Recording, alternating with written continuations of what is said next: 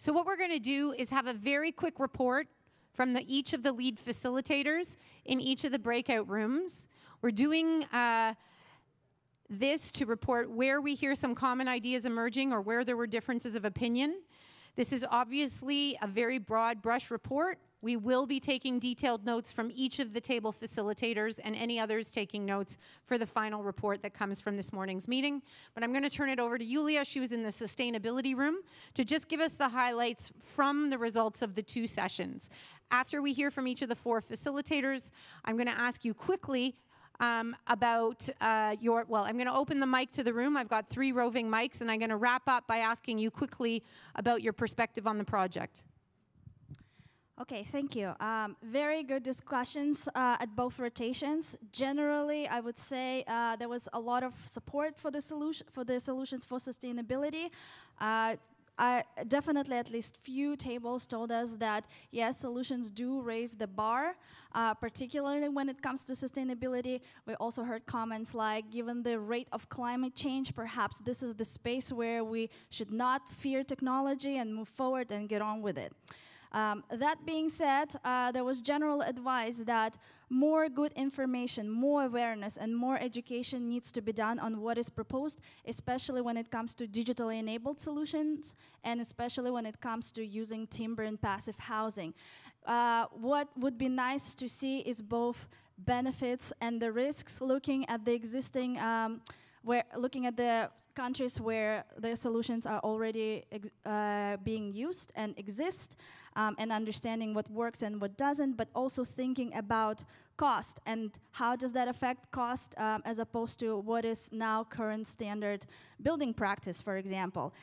Equity needs to be taken in place, and of course safety. So how all of that contributes to the 3 things that I just mentioned.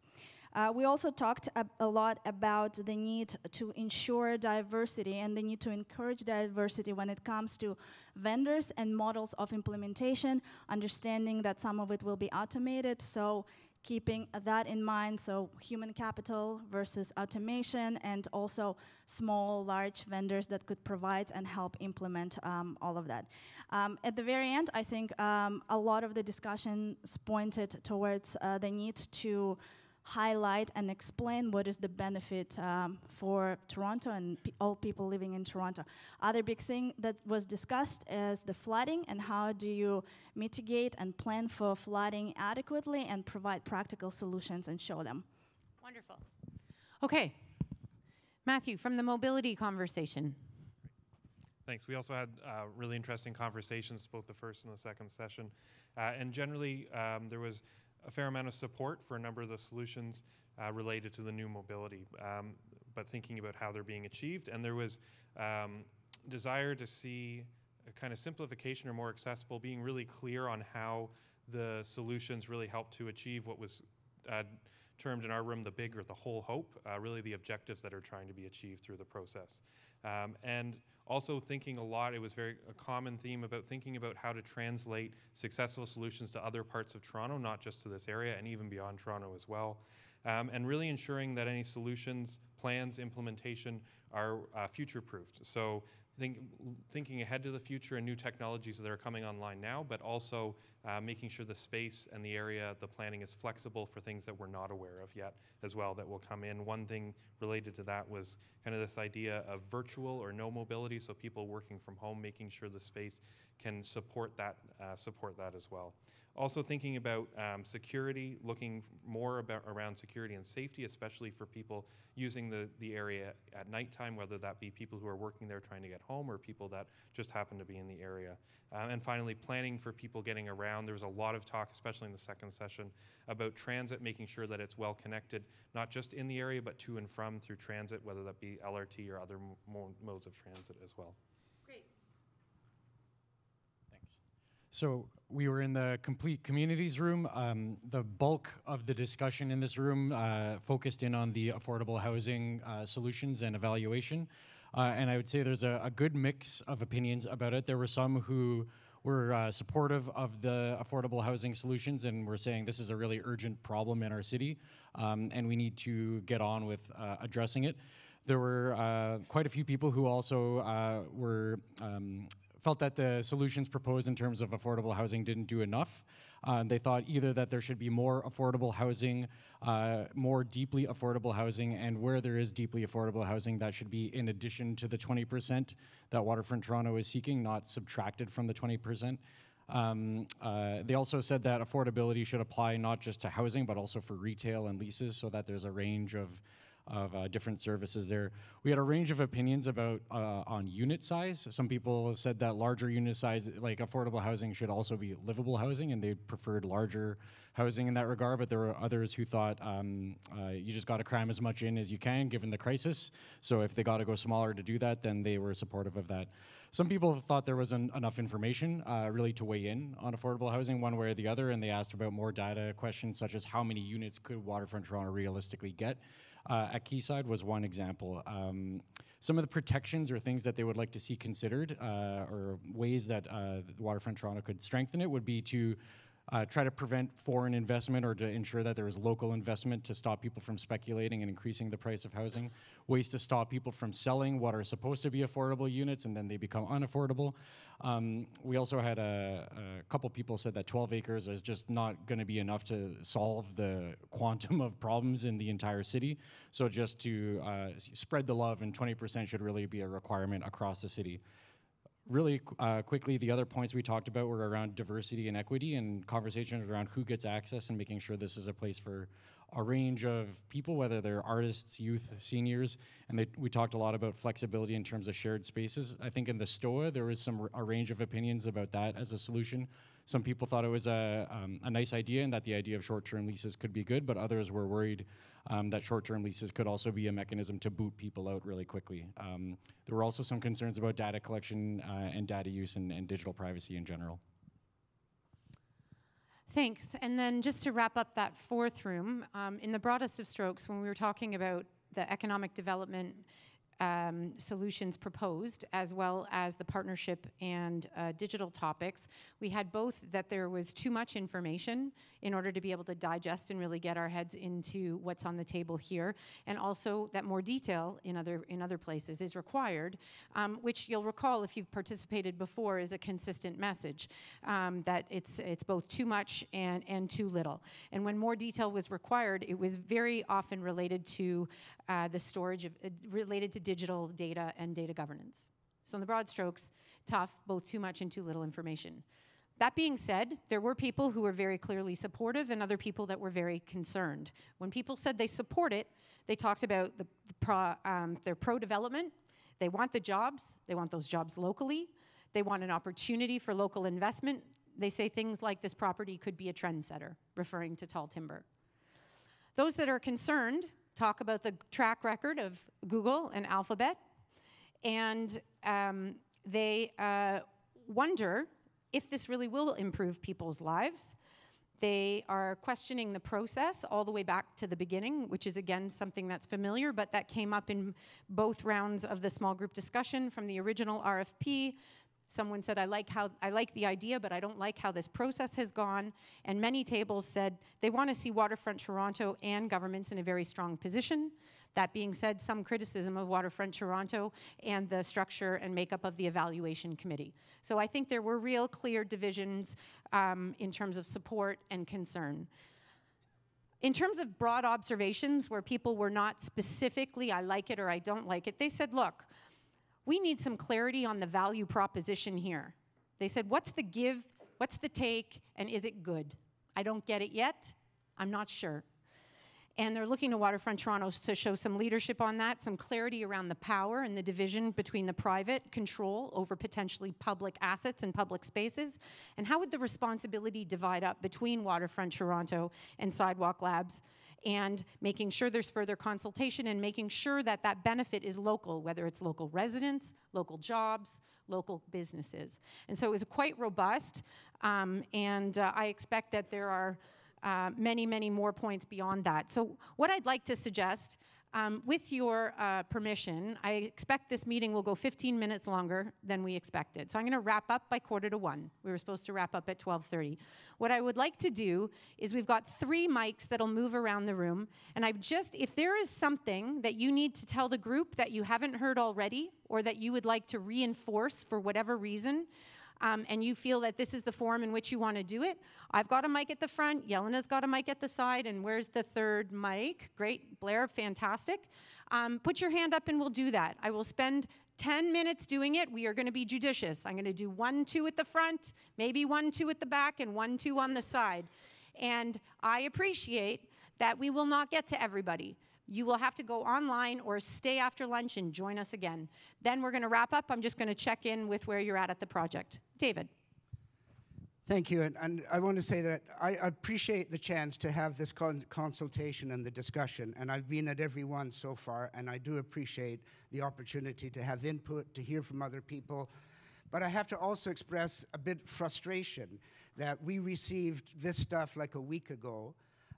It refers to hundreds of pages of documents that lie behind all of those 143 innovations, and we are given 2 rounds of 20 minutes to discuss a massive amount of material. To me, this felt more like a briefing than a public consultation.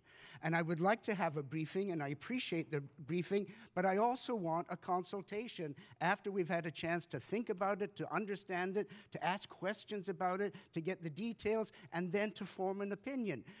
I'm sure now we're going to go click as if we know all about this, and we're going to be asked questions to do that. And just on that, at the last meeting we were at, in November, there was tons of questions, and the discussion report that was issued afterwards listed all of the questions. And we were told that the questions that couldn't be answered at that session would be answered. And here's the quote.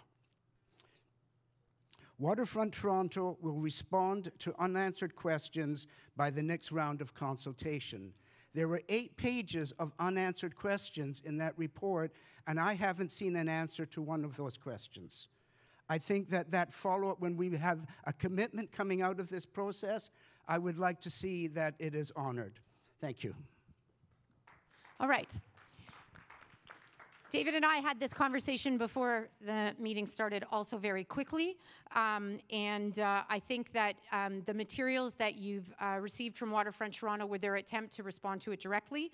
But if that's insufficient, which it sounds like it is, then I think that's an important message to Waterfront Toronto. So, Yelena, next one. Somebody who had their hand up. Yeah, go ahead. Hi. Well, I guess I want to start by just thanking Waterfront Toronto and for engaging in this very, very challenging process. We are in the middle of a climate change crisis. We're in the middle of an affordability crisis, and we need to figure out how to do cities differently. And I'm one of the people who have worked with Waterfront Toronto for more than 20 years, no, not more than 20 years, on waterfront stuff for that period of time. And I think it is critically important that we learn how to do cities differently.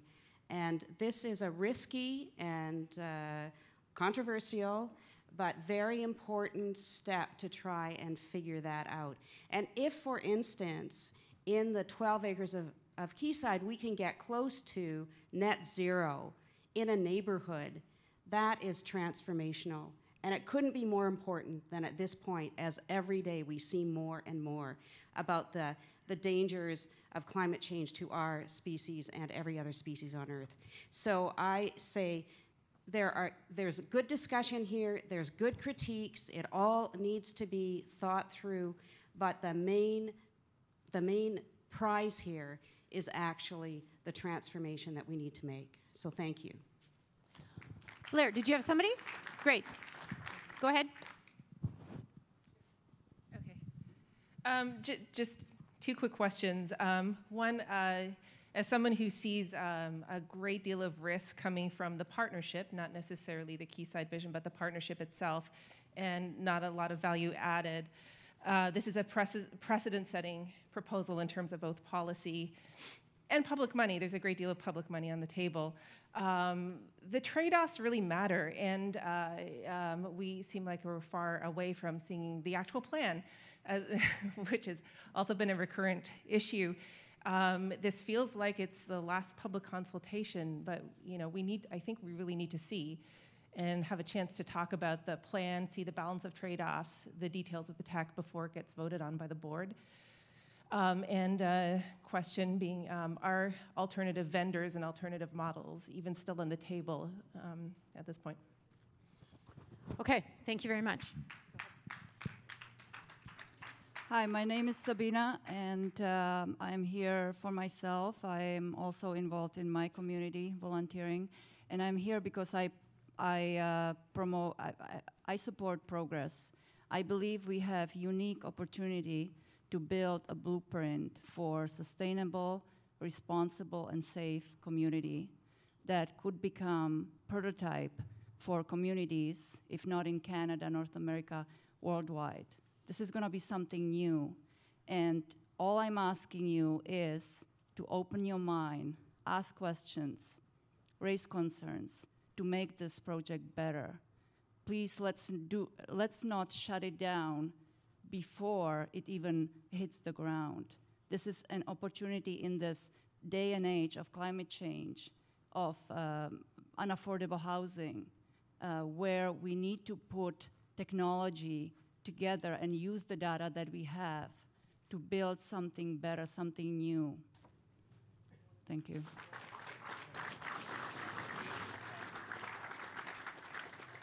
I'm just going to make a quick observation about what's happening here. And we had no idea who was going to speak, obviously. We had a support, a concern, a support, and concern.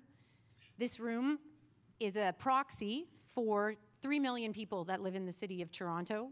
And we know that a vote is not in this room, although I think we do have a good mix of people who are very concerned and people who are supportive. A vote in this room is not going to drive the decision on this project. And so I'm going to go to 2 or 3 more people, and I'm going to ask you where your position lies. And if you don't feel like answering, that is also an option. But I just want to flag and put in our heads, this is not a referendum on it in this room at this moment. We know there are major concerns in this room, and there's an expectation that Waterfront Toronto will address them. We know there are people that are extremely optimistic about this project, and they expect and want to see it go forward. The burden of Waterfront Toronto and the city is to try and find some path through. And so I'm going to go to 2 or 3 more hands, but I just wanted to make that point before we ask you, and we are going to ask you, to weigh in and see if you have an opinion about the questions that Waterfront Toronto is posing. Just because it comes out one way or the other, I'm just trying to say this is not a manipulative tool. It's an intent to try and understand what's in this room, recognizing that there are many, many, many other voices that are not here, and that this is more a qualitative than a quantitative exercise. Next hand. I see this as an opportunity to build a world-class building, a world-class development, using local sustainable labor and materials. And I'm just wondering if there is an estimate on to how many jobs, construction jobs, that this might create, and how many years those jobs might last. If there's a quick answer from Waterfront Toronto, this would be a good time to put your hand up that you can answer that. Otherwise, we're just going to say it would be helpful to know. Okay. That's going to depend, quite frankly, on what gets approved in terms of the heights, et cetera. So we'll come back on that. Okay, next point here. Start by saying that I don't think anybody in the room disagrees with the aspirational goals. Everybody, I believe, wants a new development that is meeting the concerns that have been raised. The question is whether this project does that or not. And that's really the issue that we have to discuss. And in particular, around the issue of consultation, I gather from this point forward, there's going to be a negotiation with Sidewalk Labs. And that negotiation is going to lead to some compromise. That's typically what negotiations do. And then the decision is going to be made on May 20th. And we're not going to get another chance to discuss what those specifics are. I think that's a problem. I think in particular, I'm interested in the issue of the current agreement discusses the 12 acres as an initial stage of development on the waterfront. And that's in the agreement with Sidewalk Labs. What will the agreement deal with in terms of the final agreement May 20th? We'll address around that issue. And the final question I have is, we talk about government funding, we talk about funding from Waterfront Toronto, and it's pretty clear that from Waterfront Toronto, there's up to $595 million in the mix. And it's not clear at all what there is expected from the government. And how are we supposed to make a decision? Presumably, if you're going to recommend all these things, you've made some discussion, an analysis of the amounts of money. And how are we supposed to consult on that if you haven't given us those numbers? Understood. Good questions. George wanted to respond to at least some of that. Actually, I'm going to just respond to the 12 acres. So we've made it very clear on the October 31st agreement that we're down to 12 acres. That was reinforced by a letter from me, a response from Sidewalk, and a letter from the city saying anything beyond 12 acres, because it's their property, has to go through procurement. We actually adjusted, because people have asked us about the PDA agreement and whether we've adjusted that.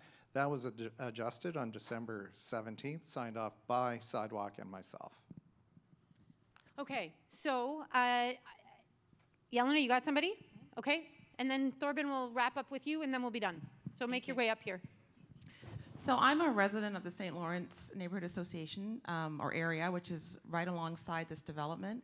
And it's a comment I want to make about the whole process. One, I think that it has been very thorough, very comprehensive, and I appreciate that. Another comment I want to make is that it seems like for so many decades, this area of the city has been neglected. It wasn't much interest to anyone else in the city for far too long. And now that we have this potential development coming here, there's been what I consider to be quite a bit of negative and aggressively negative feedback on more so focused on the developer than even on the merits of the development itself, because I think we can all agree something is needed there. So I do want to acknowledge the work that Waterfront Toronto has done. I think for the thousands of people that live in that area, in the St. Lawrence, in Corktown, the youth, seniors, and other adults live in the area, we are looking forward to the potential for employment, for a rejuvenation of the area, and for the future of our young people who are growing up in the area. So I want to thank Waterfront Toronto for that.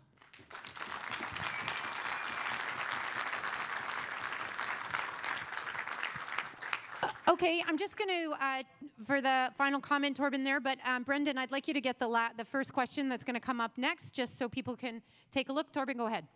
Yeah, thank you. And that's a question directed at Waterfront Toronto. And I'm curious about the reining in the project to the 12-acre side. We were very happy to see that Waterfront Toronto took the step on October 31st to do just that and announce this. I read the letter from Cyrifman to Waterfront Toronto dated October 30th that referred to that position saying, you know, quote unquote, the amended plan development agreement. When Waterfront Toronto was called for in front of the Ontario Standing Committee on Public Accounts on December 11th, you know, one question was raised, was exactly that. Has the plan development agreement been amended?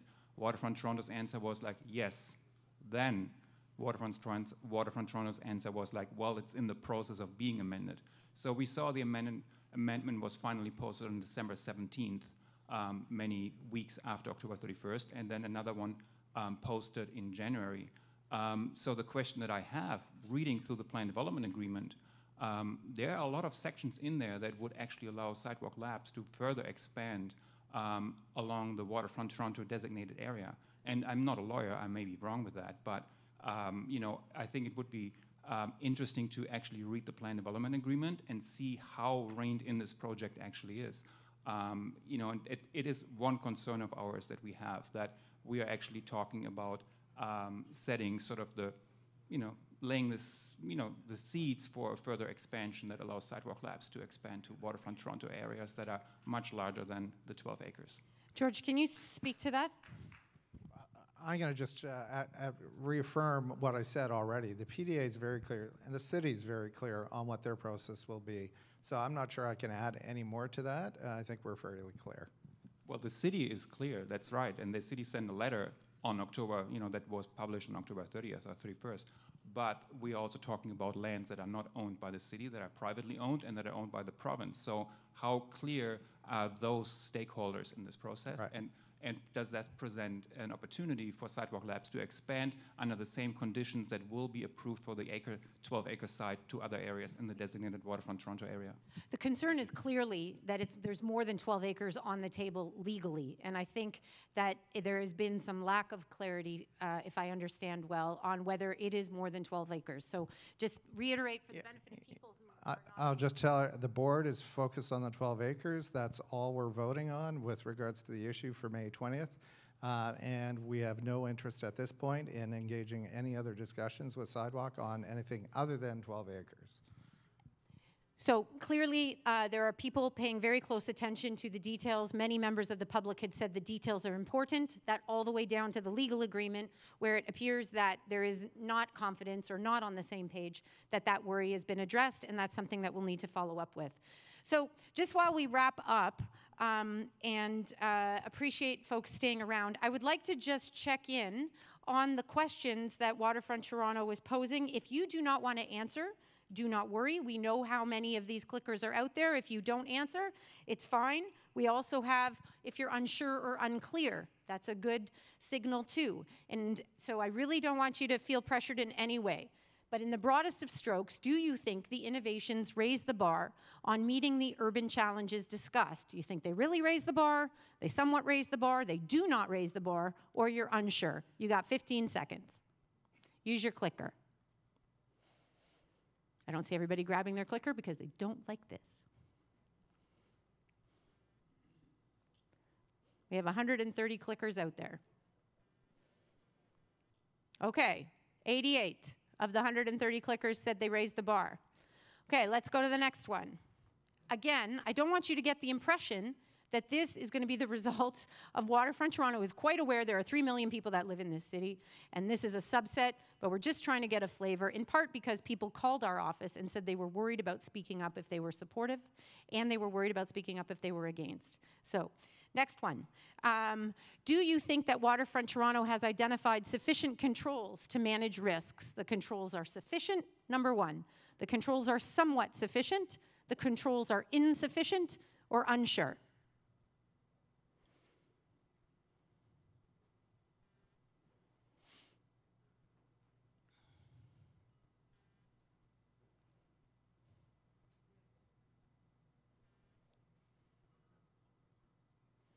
Okay, controls are sufficient by about 62. We started the meeting with 250 people, so we'll keep that number in context. Next question. Do you think Waterfront Toronto has appropriately prioritized solutions for public investment?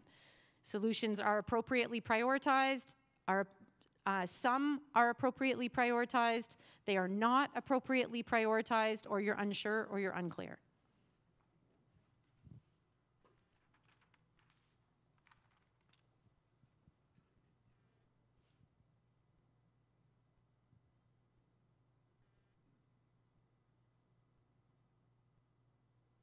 Okay, a lot of unsure, unclear, obviously a lot of appropriates and some folks in between. And if you add them up, we know we still have work to do in addressing the outstanding issues. Lastly, we just want to know, did you learn anything new when you were here? Did you learn not necessarily from Waterfront Toronto, but from the other participants, which is why we set up a small table discussion, so that if you have somebody who thinks about it through a different lens, did you learn about a new perspective? You might not have changed your mind, but did you learn a new perspective? Or did you learn nothing, and what you concluded at the end of the meeting is what you thought at the beginning, right? Yes, I learned a lot. Yes, I learned a little. No, I didn't learn anything. 4, I would like to learn more, or you're unsure. You can select all that apply. So maybe we won't start the 15 seconds until I read the question again. Did you learn anything new? A little, a lot, a little, no, I'd like to learn more, or unsure. And this question countdown is on, right, Brendan?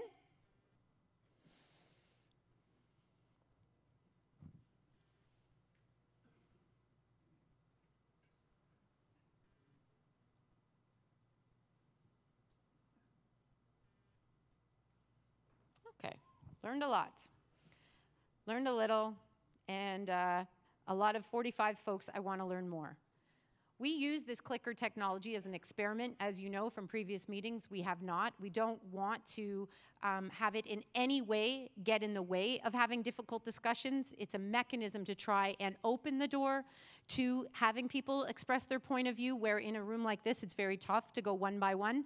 And we will seek some feedback from you on whether you think that this was an appropriate way to do it, but we thought we would give it a try. I'm going to wrap it up there. We are going to start the next public meeting in 45 minutes. You're welcome to stay. The next presentation will start at 2. Thank you very, very, very much for coming.